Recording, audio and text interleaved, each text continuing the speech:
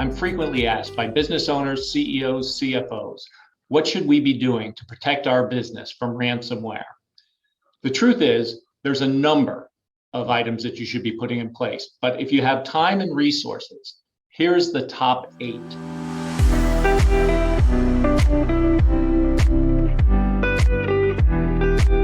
Number 1, multi-factor authentication.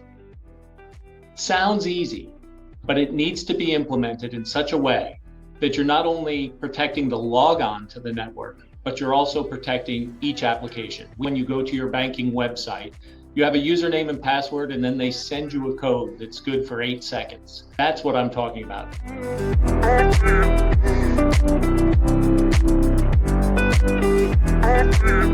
Number 2, every organization should have EDR.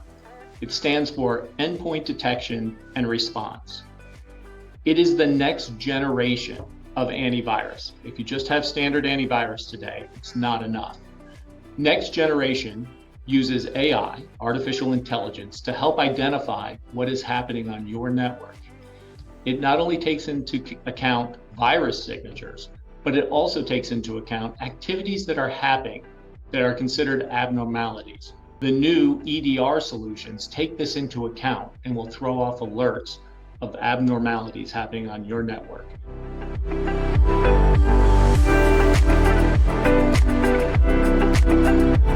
Number 3, we all have it, we've had it for years. It's backup and restore, but it's more important today than ever.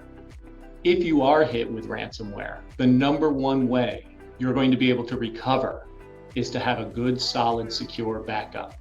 What does that mean? That means that you need to have a minimum of 30 days worth of backups. More is better. We would like to see 60 days worth of backups. It also means that your backup has to be secure and not part of your current network. If ransomware does get onto your network, it's going to look for your backup files and it's going to corrupt those as well. You need to have them in a secondary location. Other good components to look for: your backup needs to be encrypted and be password protected.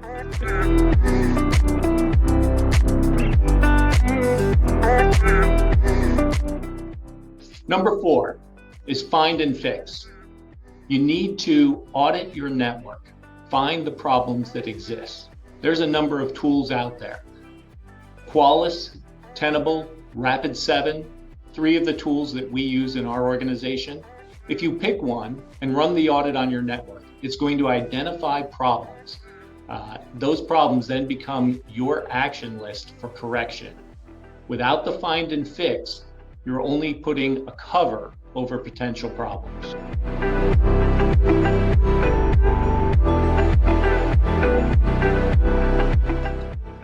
Number 5, email security tools. It's built into Google. It's built into Office 365. If you have your own mail server, there's products like Mimecast.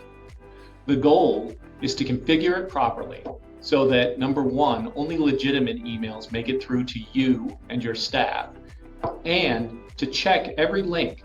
Every link you click in email will be opened in a sandbox first to see if there's any malicious activity taking place. If it checks clean, it will pass you through to the site. The extra 5 to 10 seconds that takes is well worth the time. These tools are invaluable and one of the best ways to protect ransomware from getting onto your network.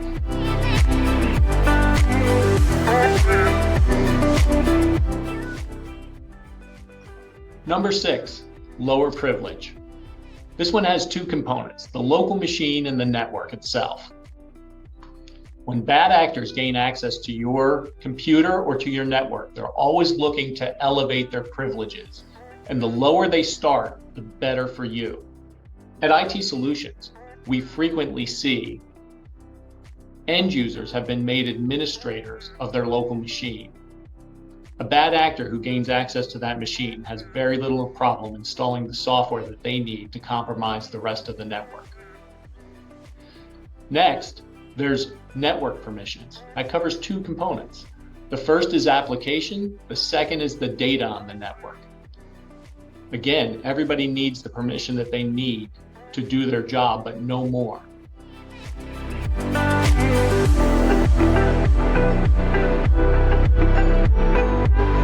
SIEM. A SIEM is Security, Information, and Event Management.